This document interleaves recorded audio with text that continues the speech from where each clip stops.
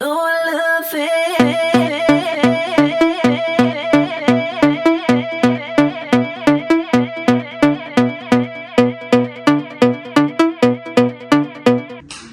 professor Eduardo. Bom dia, tudo bem? Seja bem-vindo aqui ao nosso programa, né? Muito obrigado.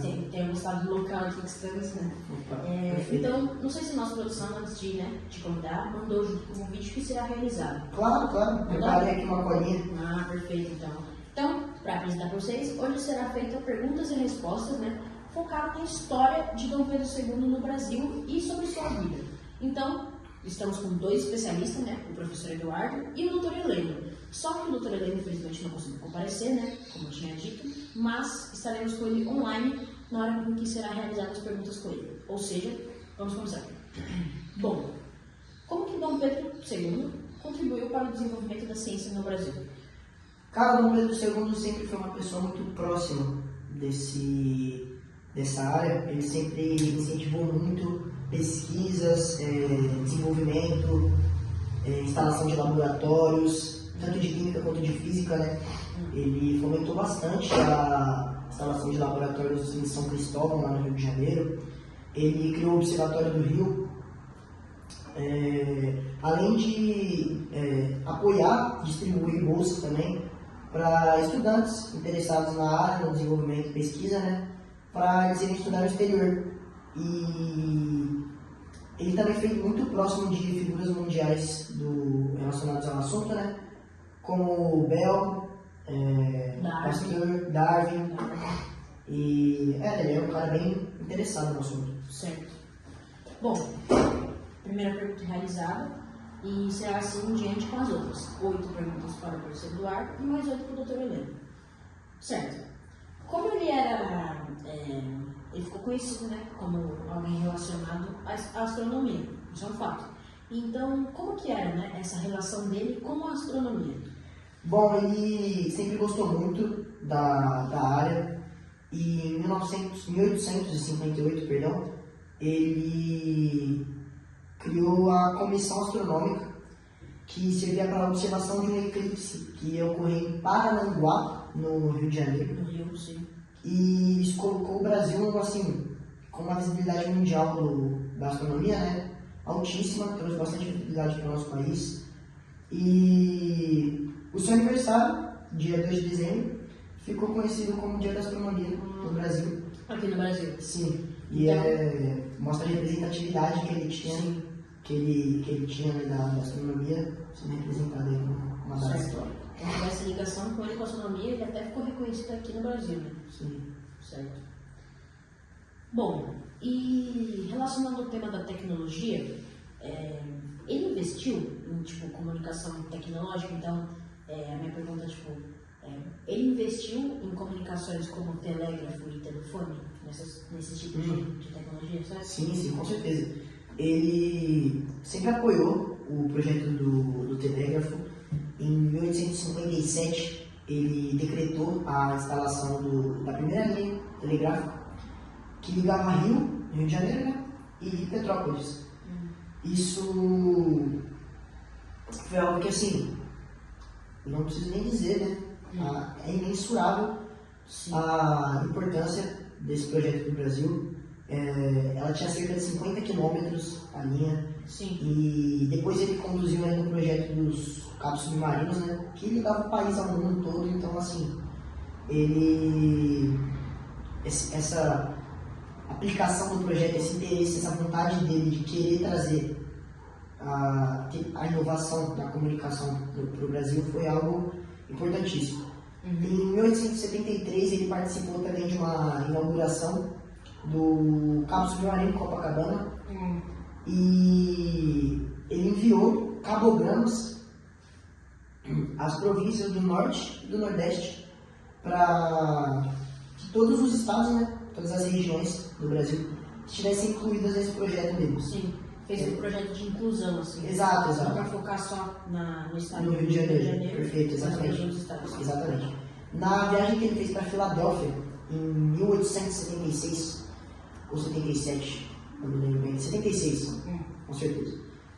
Ele se interessou bastante no telefone de Bell, Graham Bell, Sim. e comprou um e instalou no palácio.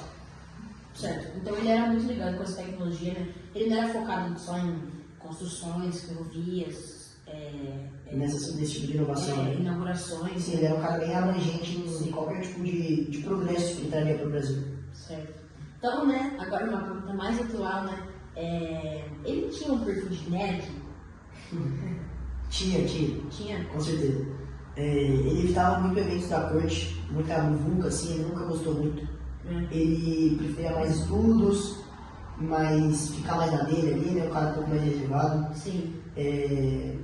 O pessoal chama ele de nerd, dizia que ele preferia ser professor do que imperador.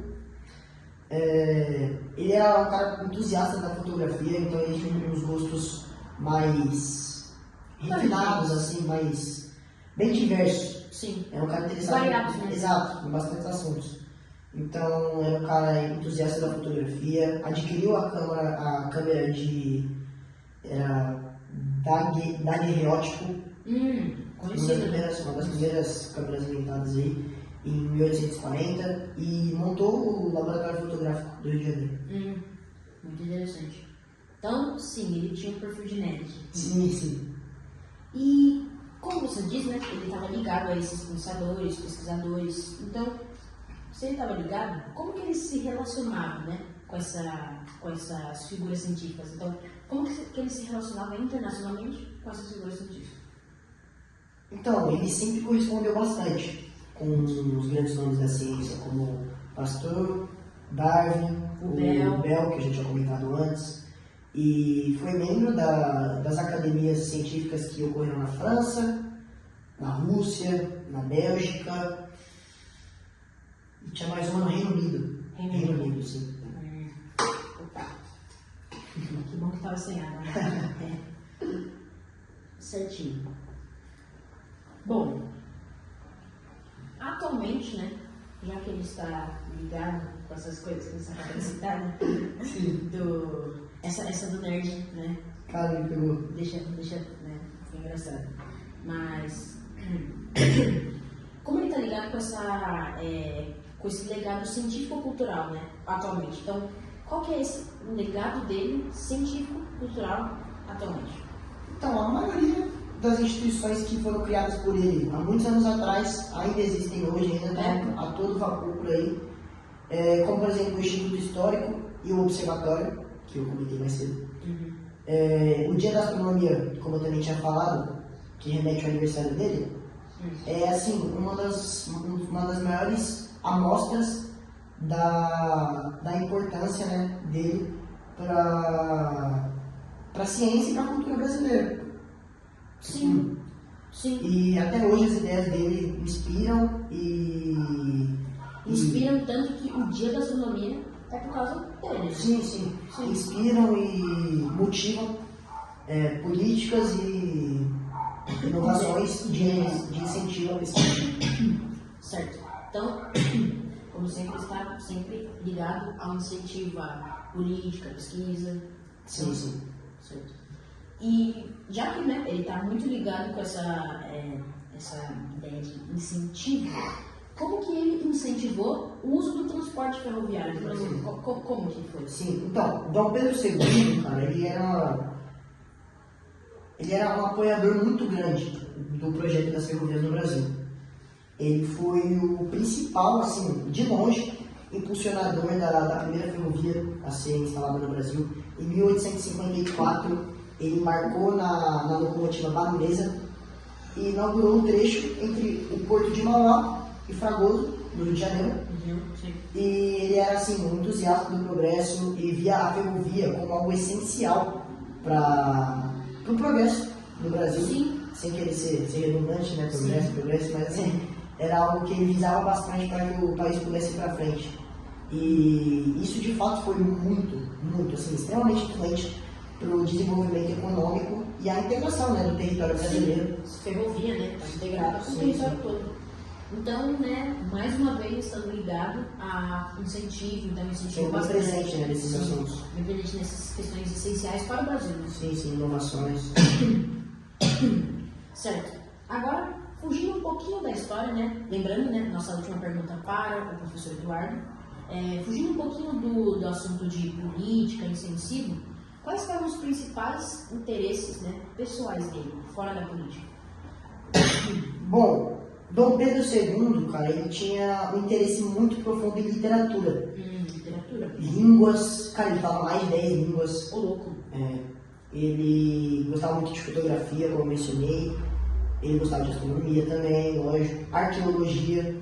Então, assim, ele era um cara, como eu mencionei, era um cara mais reservado. Então, todos esses assuntos que traziam interesse para ele gostava de estudar mais sozinho, gostava de ficar mais no canto dele. Por isso que, né, quando a gente falou da questão do nerd, né, ele foi taxado como nerd. Sim. Porque ele gostava, então, de estudar. Não é porque que, vamos numa festa, por exemplo, ele preferia ficar em casa estudando, porque ele tinha um gosto, né, do assunto. Sim, ele gostava do conteúdo, ele gostava de aprender mais, aprimorar o conhecimento dele, né? Ele era um cara bem culto. Sim. Sempre gostou de estudar por conta própria, frequentava bastante círculos internacionais de intelecto. Como eu mencionei, ele sempre foi muito próximo de figuras científicas, sempre gostou de correspondência pessoal. Então, ele sempre, os interesses pessoais dele, cara, fora da política, assim, era estudo pelos hobbies dele. O hobby dele, eu posso dizer que é estudar. Certo. Então, aprender mais, né? Sim. É bom, né, citar essas figuras que, para a vida dele, foram muito importantes. Sim. Porque se ele gostava de estudar, essas figuras representavam algo grande para ele. Sim, sim. Porque inspirou nessas figuras para estudar. Então, ele tinha o gosto de estudar. Com certeza. Certo. Então, encerramos as perguntas com você. E agora iremos realizar as perguntas para o Dr. Heleno. Com certeza. Muito obrigado. Ok. Certo. Doutor Heleno, está conseguindo nos escutar aí? Olá, professor Eduardo. Olá, Marcos Silva. Aqui quem fala é o Dr. Heleno. Não pude estar presente, mas estou aqui para falar um pouco sobre o tópico junto com vocês. Perfeito. Certo. Doutor Heleno, como fizemos com o professor Eduardo, né, iremos realizar 8 perguntas com você sobre a história de vida de Dom Pedro. Então, perdão. Então, né, como primeira pergunta, como ele usava a sua posição política para favorecer a cultura e a ciência? Então, ele usava verbas do imperador para financiar artistas, cientistas e institutos. Também promovia intercâmbios, trazia especialistas estrangeiros ao Brasil e mantinha correspondência ativa com acadêmicos do exterior.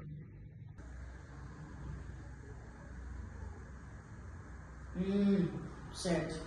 Obrigado pela resposta.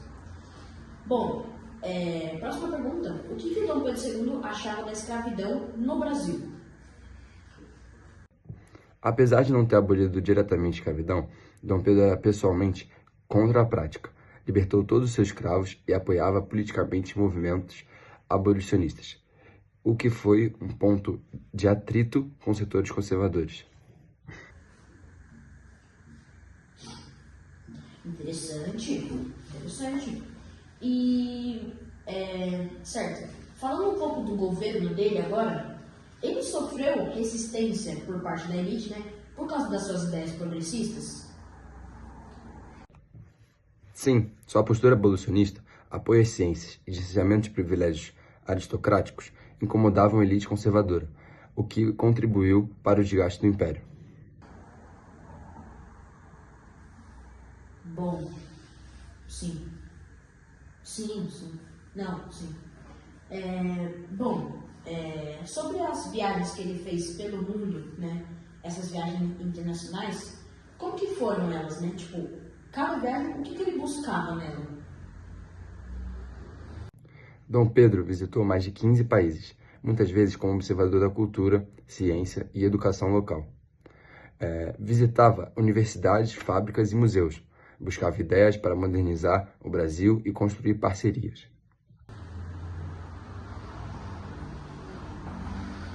Sim, muito obrigada. Certo.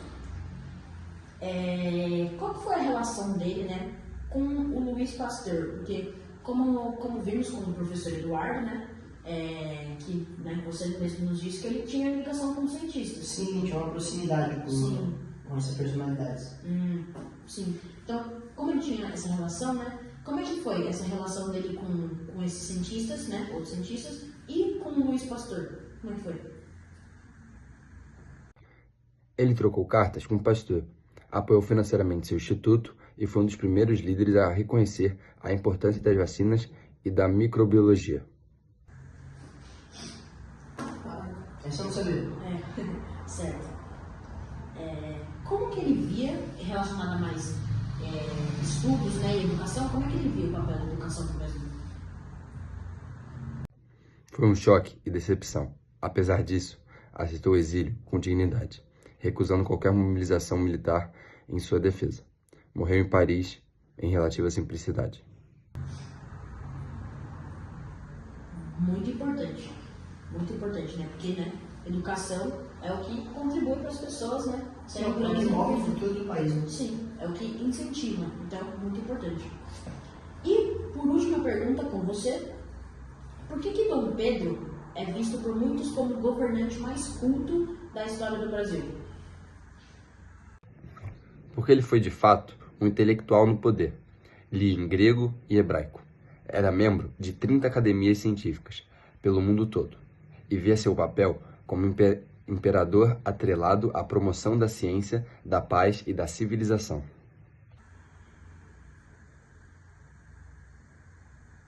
Certo. Bom, encerramos as perguntas do programa de hoje. Muito obrigado pela participação, doutora Helena. Mesmo, né, estando online, pelo menos você estava aqui e conseguiu participar do programa. Professor Eduardo, muito obrigado Eu que agradeço por ter chamado. por ter comparecido a gente. Então, isso é muito importante para o nosso programa conseguir fluir e crescer. E, mais uma vez, né, citando, vocês ajudaram a revelar, né, grandes fatos e curiosidades sobre Dom Pedro II, que vai muito além do título. E ele realmente foi um monarca que é apaixonado pela ciência, tecnologia, cultura, astronomia, né, como você, né, foi o que mais citou sobre essa astronomia. E a gente pode dizer que esse programa marcou profundamente para o nosso desenvolvimento. Então, gratidão aos ouvintes que estão aqui, gratidão, né, mais uma vez, professor Eduardo. Obrigado. Doutora Helena, muito obrigado por ter comparecido online. Muito obrigado, professor Eduardo e senhor Marco Silva, pelo espaço e por eu poder falar um pouco sobre a nossa história do Brasil, tá? Muito obrigado e um abraço. E fiquem ligados no próximo episódio, viu? Tamo junto. Obrigado, pessoal.